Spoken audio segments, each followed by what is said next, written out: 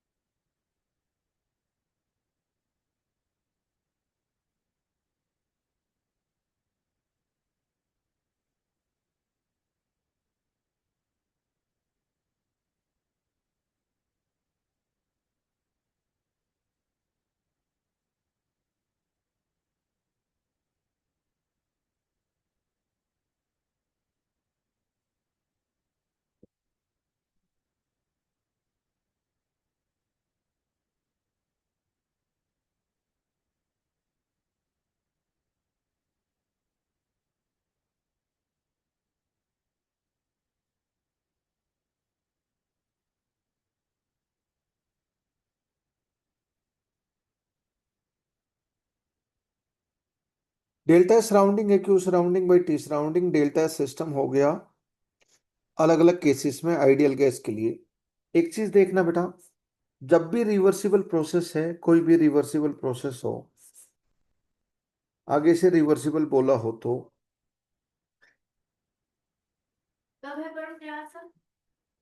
It's going on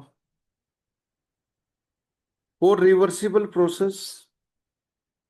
delta S universe को आपको constant लेना है। S universe is constant, delta S universe is zero.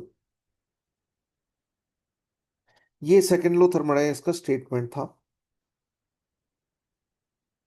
अगर हम डेल्टा एस सराउंडिंग की बात करें तो Q surrounding by T surrounding, Q surrounding zero होगा एडियाबेटिक प्रोसेस में। तो डेल्टा सराउंडिंग एडियाबेटिक रिवर्सिबल हो या फिर एडियाबेटिक इरिवर्सिबल हो, उसमें जीरो रहेगा। अब देखना एक चीज, डेल्टा एस यूनिवर्स हम कैसे निकाल सकते हैं न्यूमेरिकल में। Delta S system plus delta S surrounding, delta S system plus delta S surrounding.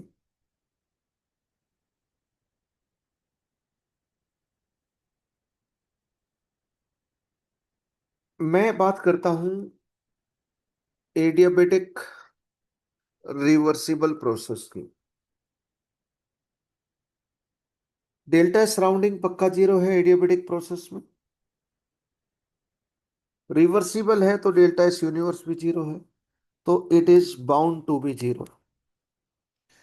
तो डेल्टा एस सिस्टम हो यानी कि आइडियल गैस का, डेल्टा एस सराउंडिंग हो या डेल्टा एस यूनिवर्स हो, तीनों ही जीरो होते हैं एडियाबेटिक रिवर्सिबल प्रोसेस में।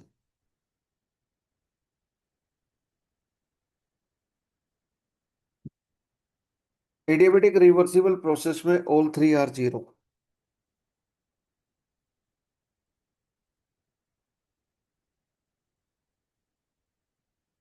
एडियाबेटिक रिवर्सिबल प्रोसेस में तीनों ही जीरो होती हैं, यानी कि entropy of universe is constant. बेटा रिवर्सिबल प्रोसेस हाइपोथेटिकल प्रोसेस है, यूनिवर्स में जितनी भी हो रही है इरिवर्सिबल और स्पॉन्टेनियसली हो रही हैं, तो एस यूनिवर्स इंक्रीज होगा उसके accordingly. Reversible process is imaginary process. तो एडियाबेटिक रिवर्सिबल प्रोसेस में एंट्रोपी कांस्टेंट रहती है, सिस्टम सराउंडिंग यूनिवर्स सबकी डेल्टा है सबका जीरो होता है। तो इसको एडियाबेटिक रिवर्सिबल प्रोसेस को आइसो मतलब सेम, आइसो एंट्रोपिक प्रोसेस भी बोलते हैं। आइसेंट्रोपिक प्रोसेस भी बोलते हैं। आइसेंट्रोपिक प्रोसेस भी बोलते हैं।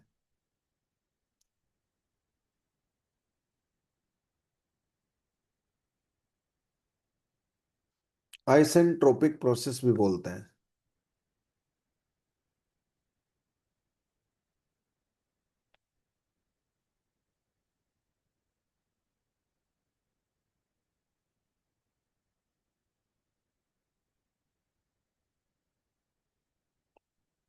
आइसेंट्रोपिक प्रोसेस भी बोलते हैं, आइसोएंट्रोपिक। तो आपको ऑब्जेक्टिव में पूछेंगे which of following is isoentropic process, isentropic process, तो आप बोलोगे एडियाबेटिक रिवर्सिबल। देख सकते हो बड़े सिंपल तरीके से।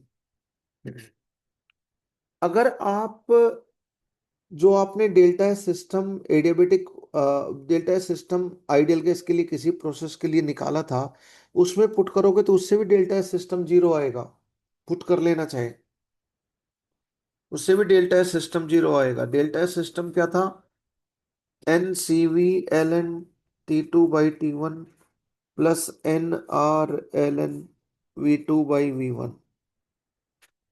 CV को तो लिख सकते हैं R/गामा-1। अब T1/V1 गामा,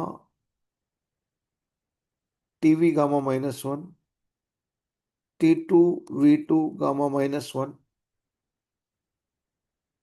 यहां पे ये रिलेशन यूज करो।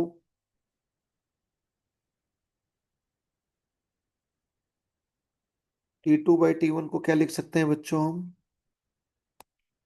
V1/V2 गामा-1। जैसे यहाँ पे रिलेशन पुट करोगे अपने आप ये जीरो आ जाएगा।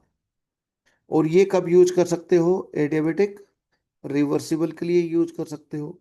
तो ये पुट करते ही यहाँ से, अब यहाँ से भी जीरो आ जाएगा। आप T1 T2 इतना सारा पुट करोगे तब डेल्टा सिस्टम जीरो निकालोगे। इसके बढ़िया तो आपको डायरेक्टली पता है ना, delta S universe, delta S system, delta S surrounding सारी जीरो होती है एडियाबेटिक रिवर्सिबल के लिए। सारी जीरो होती है, यू नो इट।